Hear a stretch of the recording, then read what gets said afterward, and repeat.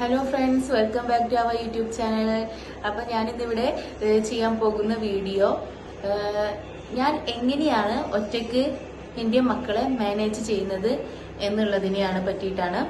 അപ്പോൾ നമ്മുടെ YouTube channel ഇനിയും സബ്സ്ക്രൈബ് ചെയ്യാത്ത കൂട്ടുകാരുണ്ടെങ്കിൽ ജസ്റ്റ് സബ്സ്ക്രൈബ് ചെയ്ത് സപ്പോർട്ട് ചെയ്യുക. നമ്മുടെ താഴെ കാണുന്ന ബെല്ലൈക്കൺ പ്രസ് ചെയ്താൽ നമ്മുടെ എല്ലാ നോട്ടിഫിക്കേഷനും കറക്റ്റ് ആയിട്ട് കിട്ടും. പിന്നെ വീഡിയോസൊക്കെ ഇഷ്ടമായാൽ ലൈക്ക് ബട്ടണും കൂടി ഒന്ന് പ്രസ് ചെയ്യുക. അപ്പൊ നമുക്ക് വീഡിയോയിലേക്ക് പോവാല്ലേ. ഈ ട്വിൻസ് ആണ് എന്ന് അറിഞ്ഞപ്പോ തൊട്ടിട്ട് ഞാൻ ഇതിനുള്ള പ്രിപ്പറേഷൻസ് ഒക്കെ സ്റ്റാർട്ട് ചെയ്തിട്ടുണ്ടായിരുന്നു. എനിക്കൊരു 3 month ആയപ്പോഴാണ് ട്വിൻസ് ആണ് എന്ന് അറിഞ്ഞിട്ടുണ്ടായിരുന്നത്. അപ്പൊ തൊട്ട് ഞാൻ ഇതിനെ പറ്റിയിട്ട് ഒരുപാട് റിസർച്ച് ചെയ്തിട്ടുണ്ടായിരുന്നു. അപ്പൊ നമുക്ക് യൂട്യൂബിലാണെങ്കിലും വളരെ കുറച്ച് വീഡിയോസ് മാത്രമേ ട്വിൻ പാരന്റ്സ് അവരുടെ ഒരു എങ്ങനെ ഒറ്റയ്ക്ക് നോക്കുന്നു എന്നതിനെ പറ്റിയിട്ടുള്ള വീഡിയോസൊക്കെ ഉള്ളൂ.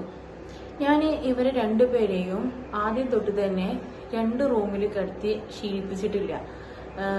ഞാൻ എവിടെയാണോ കിടക്കുന്നത് അവിടെ തന്നെ ഇവരെ രണ്ടുപേരെയും തൊട്ടിൽ കെട്ടിയിട്ട് കിടത്താനാണ് ഞാൻ എപ്പോഴും ശ്രദ്ധിച്ചിട്ടുള്ളത്.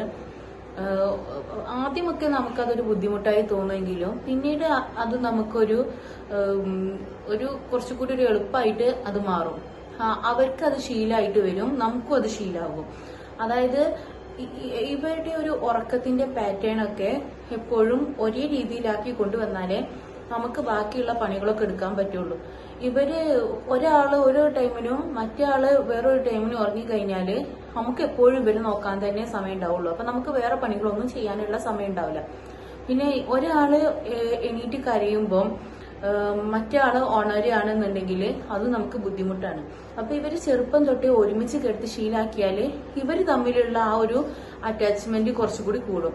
അങ്ങനെ ആകുമ്പോൾ ഒരാൾ കരയുമ്പോഴും മറ്റേ ആൾക്ക് അറിയാം ഓക്കെ ഇങ്ങനെ ഒരാളുണ്ട്. അപ്പൊ അവർക്ക് ആ ഒരു കരച്ചില് കുറച്ചുകൂടി പിന്നെ സുപരിചിതമായി കഴിയുമ്പോൾ അവർക്ക് അതൊരു പ്രശ്നമില്ലാണ്ടായി മാറും. അപ്പൊ അതുകൊണ്ട് തന്നെ ഞാൻ എപ്പോഴും ഇവരെ നാട്ടിലുള്ള സമയത്താണെങ്കിലും ഒരുമിച്ച് കിടത്തി ശീലാക്കിയിട്ടുണ്ടായിരുന്നു. ഞാൻ തന്നെയായിരുന്നു അവിടെ എല്ലാ കാര്യങ്ങളും നോക്കിയിട്ടുണ്ടായിരുന്നത്. ഡെലിവറി കഴിഞ്ഞിട്ട് പോയിട്ടുണ്ടായിരുന്ന സെന്ററിൽ നിന്ന് ഞങ്ങൾ 40 കഴിഞ്ഞ് പോന്നതിന് ശേഷം മുതൽ ഞാൻ തന്നെയാണ് അവരെ കുളിപ്പിച്ചിട്ടുണ്ടായിരുന്നത്. അവരുടെ എല്ലാ കാര്യങ്ങളും നോക്കിയിട്ടുണ്ടായിരുന്നത് ഞാൻ തന്നെയാണ്. പിന്നെ ഒന്നിനും മാക്സിമം ഞാൻ വേറെ ആരെയും ഡിപ്പെൻഡ് ചെയ്യാതെയാണ് ഞാൻ മുന്നോട്ട് പോയിട്ടുണ്ടായിരുന്നത്. പിന്നെ എങ്ങനെ ഇവരെ ഒറ്റയ്ക്ക് നോക്കാന്നുള്ളതിനെ പറ്റിയിട്ട് ഞാൻ സ്വന്തമായിട്ട് ഞാൻ നോക്കാറുണ്ടായിരുന്നു. അതിനെ പറ്റിയിട്ട് കൂടുതൽ ഞാൻ അന്വേഷിക്കാറുണ്ടായിരുന്നു. ഇപ്പൊ വളരെ ചെറുതാകുമ്പോ തന്നെ അവര് ന്യൂ ബോൺ ആയിരിക്കുമ്പോ തന്നെ ഒരാളെ ഓർക്കുമ്പോ മറ്റേ ആൾ കരിയാണെങ്കിൽ കാല് നീട്ടി വെച്ചിട്ട് കാലിന്റെ അറ്റത്ത് തലേണ വെച്ചിട്ട് ഒരാളെ കാലിലും കിടത്തും ഒരാളെ മടിയിലും കിടത്തിയിട്ട് കാല് ഇങ്ങനെ ആട്ടി കൊടുത്തു കഴിഞ്ഞാല് ആ കിടക്കുന്ന ആളും ഉറങ്ങും, നമ്മുടെ മടിയിലുള്ള ആളും ഉറങ്ങും. രണ്ടാളെയും ഒരുമിച്ച് ആട്ടി ഉറക്കുക. ഇതൊക്കെ ഞാൻ ആദ്യം ചെയ്തിട്ടുണ്ടായിരുന്ന കാര്യമാണ്. അതുകൊണ്ടാണ് പിന്നീട് എനിക്കിതൊരു ബുദ്ധിമുട്ടല്ലാതെ തോന്നിയതും എനിക്കത് കുറച്ചുകൂടി എളുപ്പമായതും. അവര് തന്നെ എണീറ്റ് കഴിഞ്ഞാൽ അവർ അങ്ങോട്ടും ഇങ്ങോട്ടും അവർക്കൊരു കരച്ചിലുണ്ടായാലും മറ്റേ ആൾ സുഖമായിട്ട് ഉറങ്ങാണ്ടായിരുന്ന കാരണമൊക്കെ അതാണ്. നമ്മോട് എല്ലാവരും പറയും 2 പേരെയും 2 റൂമിൽ കിടത്താനും വേറെ ആരുടെങ്കിലും കൂടെ. അതും നമുക്ക് ഒരുപാട് പ്രശ്നം ഉണ്ടാക്കുന്ന കാര്യം. നമുക്കിപ്പോ ഒരു പ്രസവത്തില് 1, 2, 3 കുട്ടികളുണ്ടായി കഴിഞ്ഞാലും നമുക്ക് നമ്മളെല്ലാ മക്കളും അടുത്ത് തന്നെ കിടത്തണം, നമ്മളാ ഒരു ചൂട് തട്ടി കിടത്തണം എന്നുള്ള ഒരു ഇതാണ്ടാവുക. അപ്പൊ നമ്മൾ കിടക്കുന്ന റൂമിൽ നിന്ന് പുറത്തായി കഴിഞ്ഞാൽ നമുക്കത് മാനസികമായിട്ട് ഒരുപാട് ബുദ്ധിമുട്ടുണ്ടാക്കുന്ന കാര്യമാണ്. പിന്നെ വേറൊരു കാര്യം എന്താന്ന് വെച്ച് കഴിഞ്ഞാല് അൽഹംദുലില്ലാ എനിക്ക് പാലുണ്ടായിരുന്നു. അപ്പം എന്നെക്കാട്ടും ടെൻഷനായിരുന്നു ബാക്കിയുള്ളവർക്ക് പാലുണ്ടാവില്ല, അവർക്ക് വിശപ്പ് മാറുന്നുണ്ടാവില്ല, ഇപ്പൊ ഫോർമുല മിൽക്ക് കൊടുക്കണമെന്ന് പറഞ്ഞിട്ട്. അപ്പം എനിക്ക് ഓൾറെഡി പാലുണ്ടെന്ന് എനിക്കറിയാം. അപ്പൊ പിന്നെ ഞാന് ആ ഒരു കാര്യം പറഞ്ഞിട്ട് അത് ചെയ്യേണ്ട ആവശ്യമില്ലല്ലോ. അപ്പൊ ഞാന് അവർക്ക് ഫോർമുല മിൽക്ക് ഞാൻ കൊടുക്കുന്നതിന് ഒരു ബിഗ് നോ എല്ലാരോടും പറഞ്ഞിട്ടുണ്ടായിരുന്നു. ഞാൻ അവർക്ക് ബ്രസ്റ്റ് മിൽക്ക് തന്നെയാണ് 6 month കംപ്ലീറ്റ് കൊടുത്തിട്ടുണ്ടായിരുന്നത്. വേറെ ഒന്നും അവർക്ക് ഞാൻ ഒന്നും ചെയ്തിട്ടുണ്ടായിരുന്നു. 6 month കംപ്ലീറ്റ് ആയതിനു ശേഷമാണ് ഞാൻ അവർക്ക് സോളിഡ്സ് സ്റ്റാർട്ട് ചെയ്തിട്ടുണ്ടായിരുന്നത്. 6 month കംപ്ലീറ്റ് ആയ ആ ടൈമിലാണ് ഞാൻ UAE വരുന്നത്. UAE വരാന്ന് പറഞ്ഞപ്പോ തന്നെ എല്ലാവരും എന്നോട് ചോദിച്ച കാര്യമാണ്, നീ എന്ത് ചെയ്യാനാണ് പോകുന്നത്, നിനക്ക് എങ്ങനെയാണ് എന്നോട് ഒരുവിധം എല്ലാവരും ചോദിച്ചിട്ടുള്ള ചോദ്യമാണ്. പക്ഷെ എനിക്ക് ഇതിനെ പറ്റിയിട്ട് വ്യക്തമായിട്ടുള്ള ധാരണ ഉണ്ടായിരുന്നു, കോൺഫിഡൻസ് ഉണ്ടായിരുന്നു. എന്റെ കാര്യത്തില് എന്റെ ഹസ്ബൻഡിനും എന്റെ ഉമ്മയ്ക്കും നല്ല കോൺഫിഡൻസ് ഉണ്ടായിരുന്നു എനിക്ക് നോക്കാൻ പറ്റും എന്നുള്ള കാര്യത്തില്. ഞാൻ ഇതിനെ പറ്റിയിട്ടൊക്കെ നേരത്തെ പ്ലാൻ ചെയ്ത് വെച്ചതുകൊണ്ട് ഞാൻ ഇക്കാക്ക് രാവിലെ 6 മണിയാകുമ്പോൾ ഓഫീസിൽ പോകുന്നുള്ളത് എനിക്കറിയാം. ഫുഡ് കൊടുത്തേക്കണം എന്നുള്ളതും എനിക്കറിയാം. ഇക്കാക്ക് ഫുഡ് വേണമെന്ന് നിർബന്ധമില്ല, പക്ഷെ എനിക്ക് നിർബന്ധം ഉണ്ടായിരുന്നു. ഞാൻ ഇവിടെ ഉണ്ടാകുമ്പോൾ എന്തായാലും പുറത്തത്തെ ഫുഡ് കഴിക്കുന്നത് ശരിയല്ല, അപ്പൊ എനിക്ക് എന്തായാലും ഫുഡ് കൊടുത്തേക്കണം.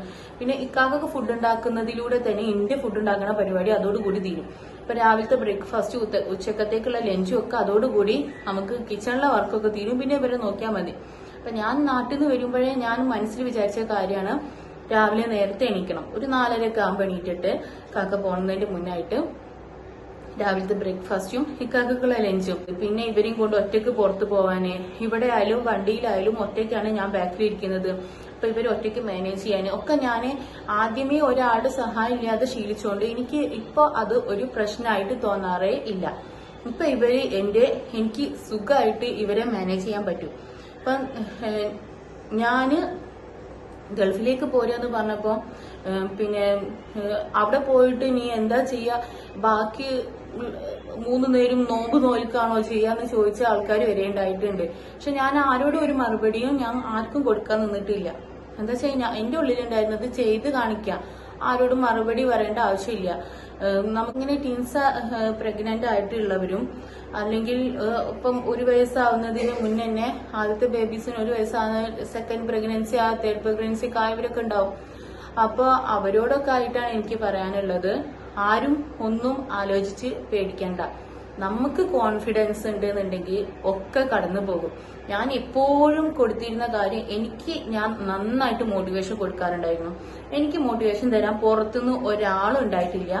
എപ്പോഴും ഞാൻ തന്നെ എന്റെ മൈൻഡില് ഞാൻ എപ്പോഴും പറഞ്ഞിട്ട് എനിക്ക് പറ്റുമെന്ന് ഞാൻ വിശ്വസിക്കുന്നതിനെക്കാട്ടി കൂടുതൽ വേറൊരാൾക്ക് എന്നെക്കൊണ്ട് പറ്റില്ല എന്ന് പറയാൻ പറ്റില്ല. നമുക്ക് ബുദ്ധിമുട്ടുകൾ ഉണ്ടാവില്ല എന്നല്ല, നമുക്ക് ഒരുപാട് ബുദ്ധിമുട്ടുകൾ ഉണ്ടാവും. അപ്പൊ നമുക്കത് തരണം ചെയ്യാനുള്ള മനസ്സാണ് വേണ്ടത്. നമ്മളെ കൊണ്ട് പറ്റുന്നു നമ്മൾ വിശ്വസിച്ചു കഴിഞ്ഞാല് ബാക്കി ആരെ കൊണ്ടും നമ്മളെ തകർക്കാൻ ആവും.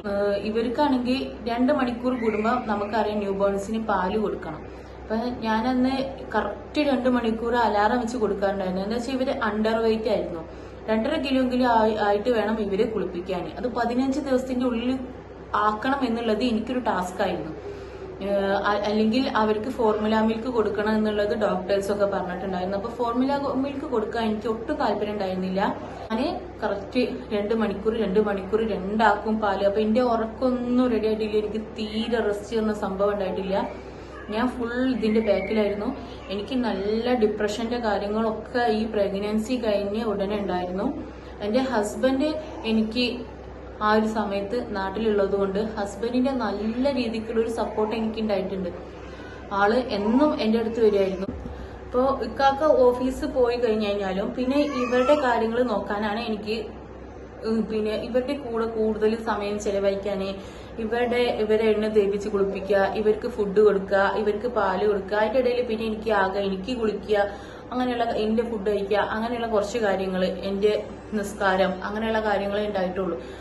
ഞാൻ പറഞ്ഞല്ലോ ആദ്യം തൊട്ടേ ഞാൻ ഇവരെ ഒരുമിച്ചാണ് ഉറക്കിയിരുന്നത്, ഒരുമിച്ചാണ് ഫുഡ് കൊടുക്കാറുള്ളത്, ഒരുമിച്ചാണ് കുളിപ്പിക്കാറ്. അങ്ങനെ എല്ലാ കാര്യങ്ങളും ഒപ്പം ചെയ്തു പോവുക. അതായത് ഒരാൾക്ക് കഴിഞ്ഞ് പിന്നെ കുറെ നേരം കഴിഞ്ഞ് മറ്റേക്ക് ചെയ്യാതിരിക്കുക. അങ്ങനെ ആവുമ്പോൾ നമുക്ക് ഒന്നിനും സമയം കിട്ടൂല.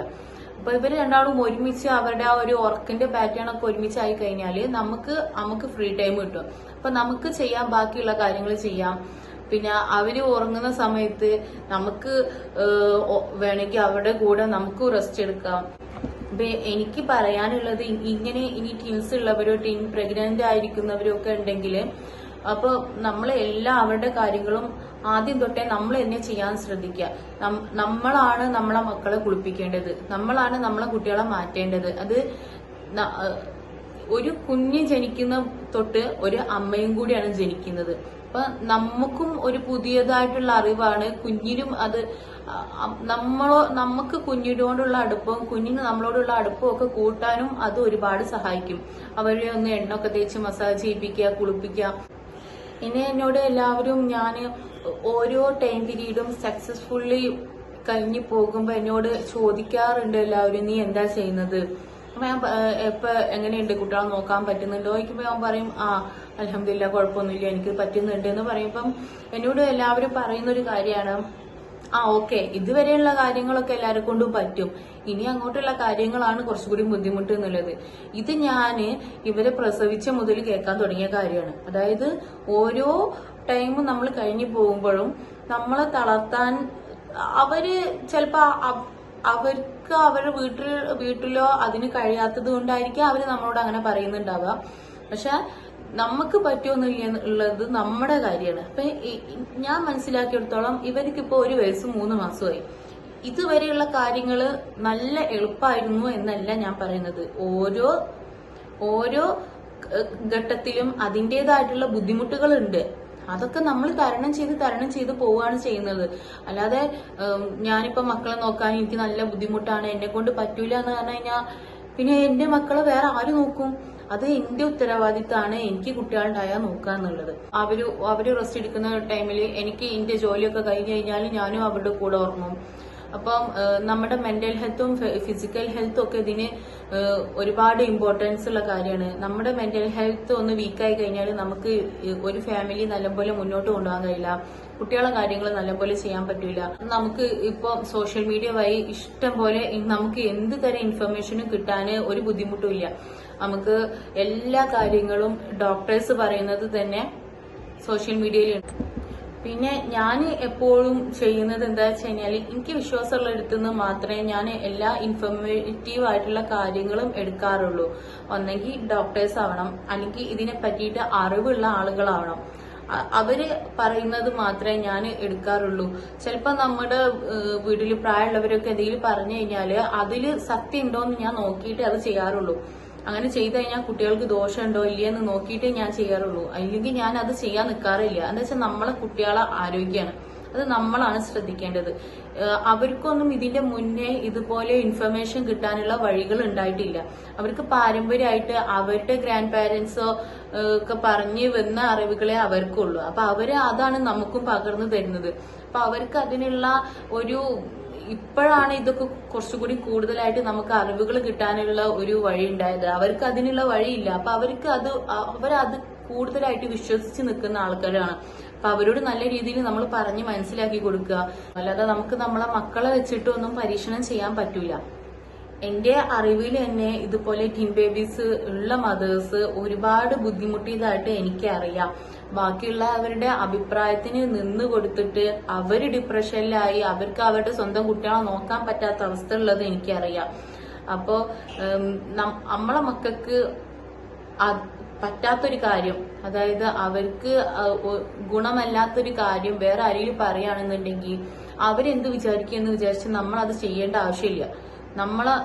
നമ്മുടെ ഈ പറയുന്നവരാരും എല്ലാ കാലവും നമ്മളെ കൂടെ ഉണ്ടാവണമെന്നില്ല. നമ്മളാണ് എല്ലാ സമയത്തും നമ്മളെ മക്കളെ കൂടെ ഉണ്ടാവുക. നമുക്കാണ് എപ്പോഴും നമ്മുടെ മക്കൾ എന്ന് പറയുന്നത് നമ്മളെ ഉത്തരവാദിത്തമാണ്. എല്ലാവരേക്കാളും കൂടുതൽ നമ്മളെ ഉത്തരവാദിത്തമാണ്.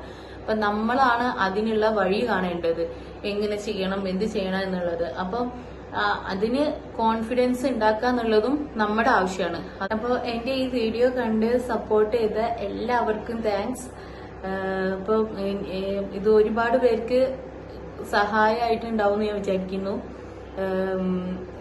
ഇനി പ്രഗ്നന്റ് ആവുന്നവർക്കും അല്ലെങ്കിൽ ടീൻ പ്രഗ്നൻസി ഉള്ളവർക്കും ഒക്കെ. അപ്പൊ ഞാൻ ടീൻ പ്രഗ്നൻസിനെ പറ്റിയിട്ട് എനിക്കറിയാവുന്ന അറിവുകൾ കുറച്ചുകൂടി ഡീറ്റെയിൽ ആയിട്ട് ഞാൻ വേറൊരു വീഡിയോ ഉടനെ തന്നെ ഇടാം. അപ്പൊ അത് ട്വിൻസ് ഉള്ളവർക്ക് കുറച്ചുകൂടി ഒരു സഹായമായിരിക്കും.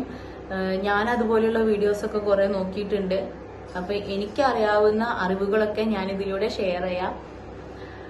അപ്പൊ thanks for watching my video.